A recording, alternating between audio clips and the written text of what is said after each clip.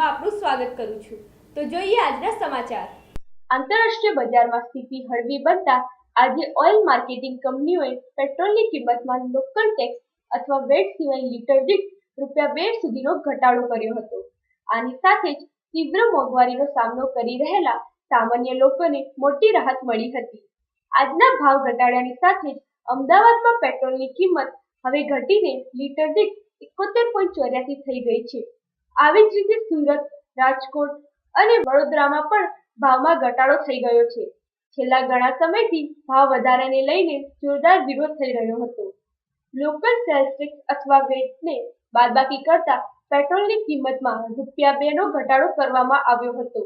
ડીઝલની કિંમતમાં કોઈ ફેરફાર કરવામાં આવ્યો નથી। વેટ સહિત દિલ્હીમાં પેટ્રોલની કિંમતમાં ઘટાડો લીટર દીઠ 2.40 થઈ ગયો છે। આની સાથે જ દિલ્હીમાં પેટ્રોલની કિંમત ઘટીને હવે 68.34 થઈ ગઈ છે, જે હાલમાં 70.74 હતી। એમ માનવામાં આવે છે કે ઓઇલ કંપનીઓએ ડીઝલની કિંમતમાં 40-50 પૈસા પ્રતિ લીટરનો માસિક વધારો અમલી બનાવશે, પરંતુ આને આજે સરકારને સંસદમાં મુશ્કેલીઓનો સામનો ન કરવો પડે તે હેતુથી ટાળી દેવામાં આવ્યો હતો। ભાવમાં કરવામાં આવેલા ઘટાડાઓ તાત્કાલિક ધોરણે અમલી બનાવવામાં આવ્યો છે। ફેબ્રુઆરી બાદથી રેટમાં વધારાના 2 રાઉન્ડ બાદ પેટ્રોલની કિંમતમાં ફરી ઘટાડો કરવામાં આવ્યો છે। ગાંધીનગર જિલ્લા પંચાયતના 2013-14ના વર્ષના બજેટને સર્વાનુમતે મંજૂર કરવામાં આવ્યું હતું। સરકારી પ્રવૃત્તિ અને સ્વભંડોળની આવક સાથેનું બજેટનું કદ 3.41 કરોડ પહોંચ્યું છે। આ વર્ષે સ્વભંડોળમાંથી થનાર આવક કરતા ખર્ચ વધુ થવાનો અંદાજ છે। શાસક પક્ષે બજેટને પ્રજાલક્ષી અને વિકાસલક્ષી ગણાવ્યું છે, જ્યારે વિરોધ પક્ષે બજેટમાં માત્ર આંકડાની માયાજાળ હોવાનો આરોપ મૂક્યો હતો। વિપક્ષે બજેટ પર ચર્ચા માંગી હતી, પરંતુ શાસક પક્ષે ચર્ચા આપી ન હતી।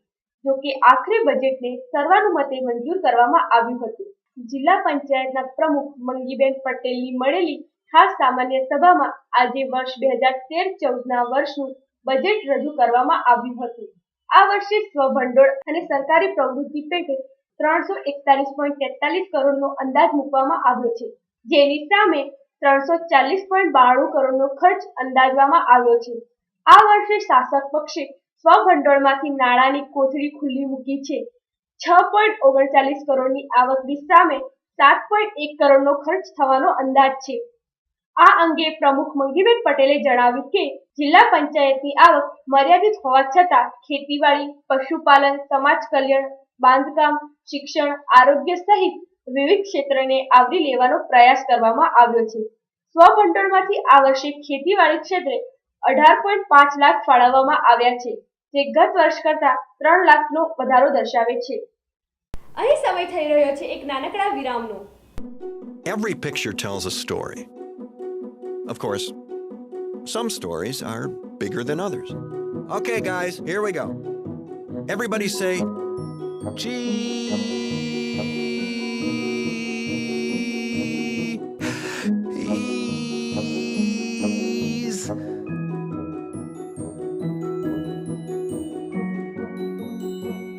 Got it. વિરામ બાદ આપનું ફરી સ્વાગત છે। નેશનલ ઇન્સ્ટિટ્યૂટ ઓફ ફેશન ટેકનોલોજીમાં ફી વધારો ઝીંકી દેવાના મુદ્દે વિદ્યાર્થીઓ 3 દિવસથી સ્ટ્રાઇક પર ઉતર્યા છે। હજુ સુધી કોલેજના સત્તાવાળાઓ દ્વારા ફી વધારો પાછો ખેંચવાનો મામલે કોઈ નિર્ણય ન લેવાતા આજે પણ કોલેજના વિદ્યાર્થીઓએ સ્ટ્રાઇક ચાલુ રાખી હતી।